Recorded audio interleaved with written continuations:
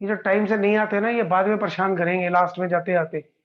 अच्छा, अब सबसे पहली बात होती है कि कोई भी 3 इक्वेशंस आपके पास हैं, आप उसको ax इक्वल टू बी वाले फॉर्म में लिखने तक कोई प्रॉब्लम है? 3 इक्वेशन है या 2 इक्वेशन है? कोई doubt? Can you write those 3 equations in ax equal to b form and then pre-multiplying both sides by a inverse, that gives you x equal to a inverse b. For finding a inverse, first of all you determine determinant of a.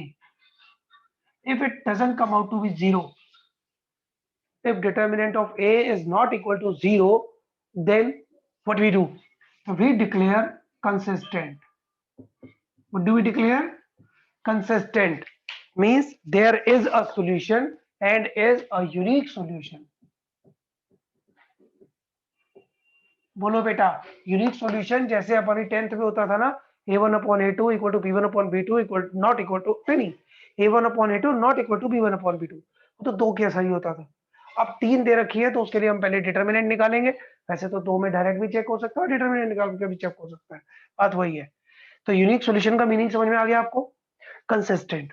फिर दूसरा word आता है if determinant of A is 0, means either no solution or infinite many solution. Either no solution or infinite many solution. In no solution का मतलब होता है inconsistent, और इसका मतलब होता है consistent dependent. Consistent dependent. Consistent का मतलब होता है सॉल्यूशन है ना, और डिपेंडेंट का मतलब बहुत सारे इनफाइनाइट है। अच्छा, अब नो सॉल्यूशन होगा या इनफाइनाइट होगा डिपेंड करता है डिटर्मिनेंट ऑफ ए 0 के बाद we search adjoint A B. Adjoint A कैसे निकालते हैं आप सबको आइडिया है? एडजॉइंट ए कैसे निकालते हैं हम सबको आइडिया है। पहले कोफैक्टर्स निकालेंगे, फिर उसका ट्रांसपोज करेंगे तो हमें मिलेगा एडजॉइंट ए, और फिर बी आरएचएस में जो कांस्टेंट्स होते थे। तो एडजॉइंट ए बी निकालोगे if it does not come out to be a null matrix. Null matrix मतलब एक ऐसा, देखो ये भी एक मैट्रिक्स होगा, ये भी एक मैट्रिक्स होगा, इनका प्रोडक्ट एक मैट्रिक्स होगा। और अगर वो मैट्रिक्स नल मैट्रिक्स नहीं आता तो आप डायरेक्ट डिक्लेयर करो बिना हेजिटेशन के इनकंसिस्टेंट, मींस नो सॉल्यूशन। बोलो बेटा, यहां तक किसी बच्चे या बच्ची को डाउट है? पूछ लो। कोई भी बच्चा जिसको लग रहा है कि 1% भी कंफ्यूजन है, प्लीज पूछ लो, आज मैं खींचूंगा सिलेबस। अब मैं अपने, सर क्योंकि देखो लास्ट में आपने क्या बोला अभी, पॉइंट लास्ट वाला? बेटे, मैंने कहा एडजॉइंट ए एक मैट्रिक्स आएगा, निकालना आता है एडजॉइंट ए। हाँ सर। फिर बी मैट्रिक्स दिया होता है, ए एक्स इक्वल टू बी था ना। हम्म। हाँ, तो एडजॉइंट ए को बी के साथ मल्टीप्लाई करो, एक मैट्रिक्स ही आएगा। अगर उसके सारे एलिमेंट 0 हुए या नहीं हुए, ये कहता है नहीं हुए, वो नल मैट्रिक्स नहीं है।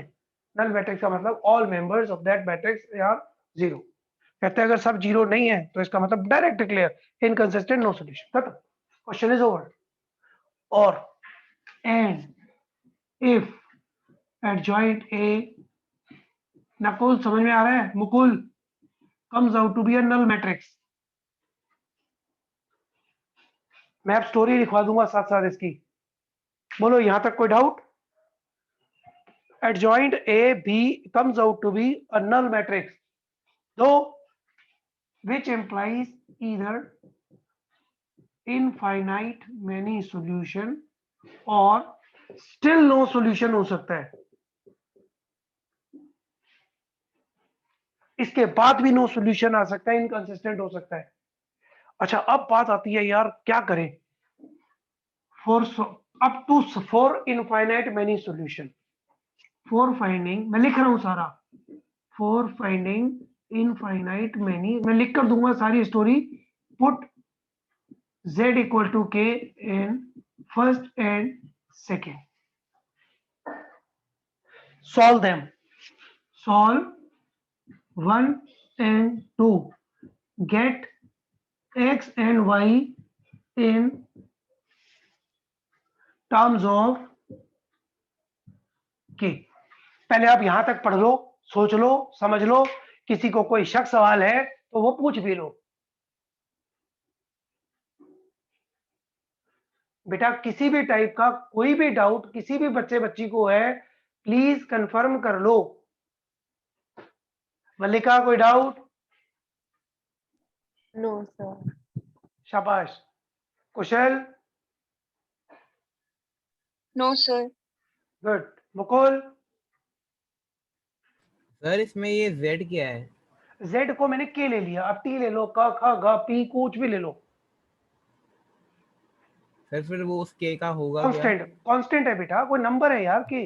नहीं सर, मतलब Z है क्या, एक बार बता तो दो। मतलब तो सही बेटे, मैंने कहा 3 इक्वेशन है, पहली दूसरी तीसरी।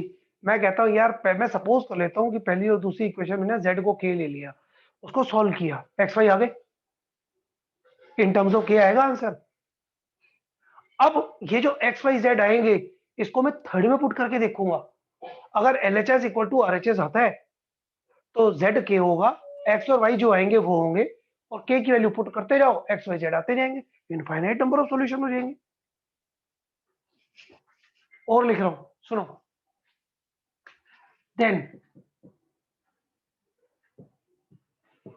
put values of x, y and z in third if LHS equal to RHS means satisfy हो गया, means infinite many solutions, और if LHS not equal to, कुछ केसेस ऐसे होंगे जो इसको सेटिस्फाई नहीं करेंगे, means no solution inconsistent।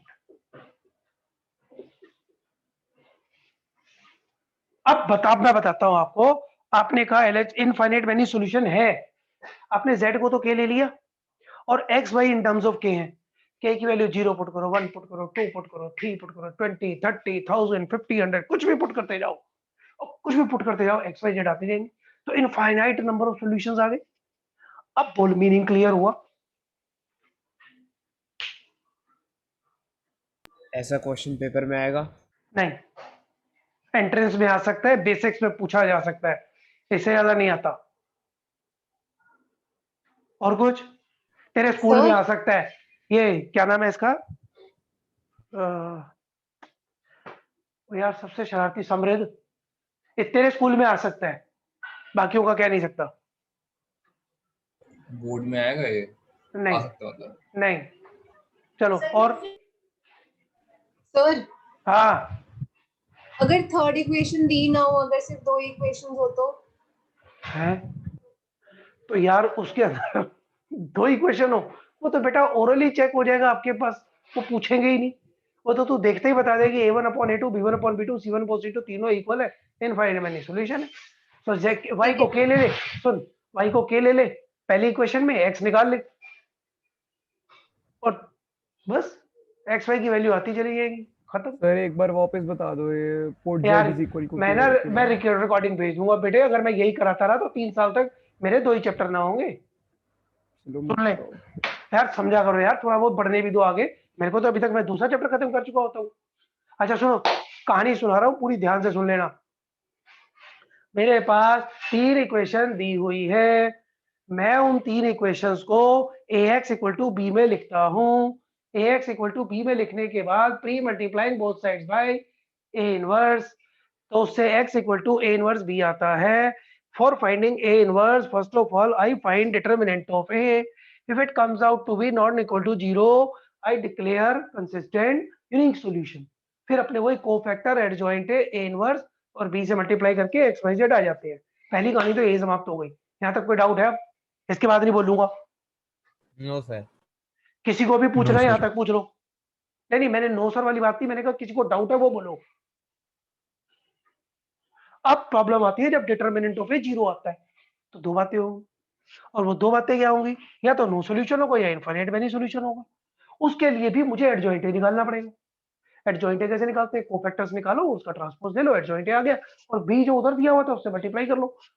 अब सपोज उसे मल्टीप्लाई करने के बाद नल मैट्रिक्स नहीं आता, वही डिक्लेयर कर दो, खत्म कहानी, कहता नो सॉल्यूशन, इनकंसिस्टेंट। अब यहां तक की कहानी में कोई डाउट है, कोई ट्विस्ट पूछ रहा है, पूछ लो। बोलना वही जिसको डाउट हो, इसका नहीं बोलोगे इसका मतलब हो गया। चलो यहां तक स्टोरी समाप्त। फिर प्रॉब्लम आती है कि मैंने एडजॉइंट ए निकाला था, बी से मल्टीप्लाई किया था और वो नल मैट्रिक्स आ गया। नल मैट्रिक्स का मतलब सारे मेंबर जीरो आ गए। अब सब जीरो आ गया तो खतरा हो गया। कहता है यार अब क्या करूं, कहता है यार तो फिर दो बातें होंगी, या तो नो सॉल्यूशन या इनफाइनाइट मेनी सॉल्यूशन।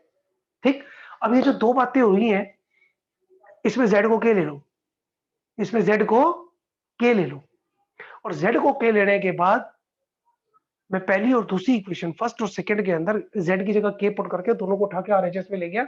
अब x y in terms of k, फिर मैंने इन दो को सॉल्व किया, इन दो को सॉल्व किया, तो फिर x और y की वैल्यू आ गई। अच्छा कैसे सॉल्व करोगे, वो भी मैट्रिक मेथड से ही करोगे। तो ये C1 C2 हो गए जो k के टर्म्स में RHS है। बात समझ में आ गई? वही पहले डिटर्मिनेंट हो गए, फिर कोफैक्टर, फिर या डायरेक्ट निकाल लेना यार एक्स वाई की वैल्यू जो भी होगी, एक्स वाई निकाल लोगे इन टर्म्स ऑफ के। वहां पर आने के बाद फिर मैं थर्ड इक्वेशन में एक्स वाई की वो वैल्यूज और जेड को के पुट करता हूँ, और जेड को के पुट करता हूँ। फिर मैं देखता हूँ यार LHS इक्वल टू RHS आता है।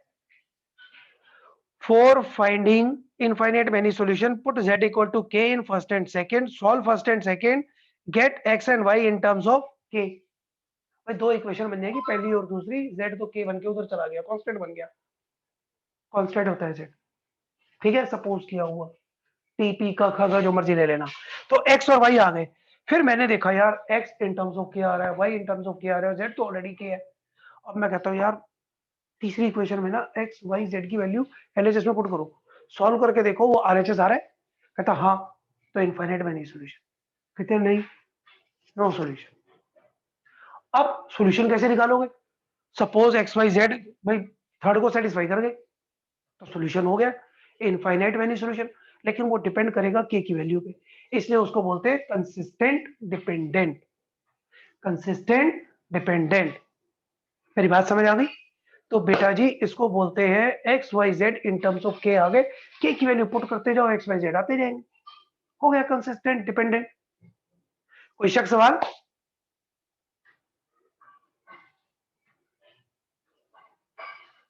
कोई डाउट है? नहीं, ठीक, अब मैं आगे सर बढ़ता हूं। आपकी वीडियो फिर से ब्लर हो गई। यार अब कैसे हो सकती है, अब तो नया डाला है मैंने ये। मेरे मेरे में बहुत ब्लर हो गई फिर से।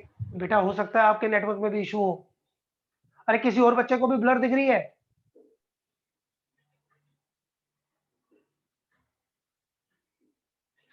मुकुल आपको ब्लर दिख रही है? सर रीडेबल है।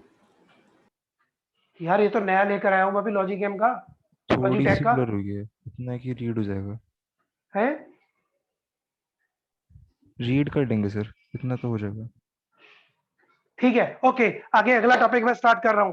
अब बात आती है अगले टाइप के क्वेश्चंस की, लाइक अच्छा यार एक बात बताओ, ये जो टॉपिक मैंने यहाँ डाल तो दिया आपको, मैं चाहता हूँ इसको ना मैं यूट्यूब पर डालता हूँ कुछ वीडियोस, तो ये वाली वीडियो मुझे यूट्यूब पर डालनी है आपके लिए। तो मैं एक बार आपको दोबारा लिंक भेज रहा हूँ, एक बार रीज्वाइन करोगे सारे?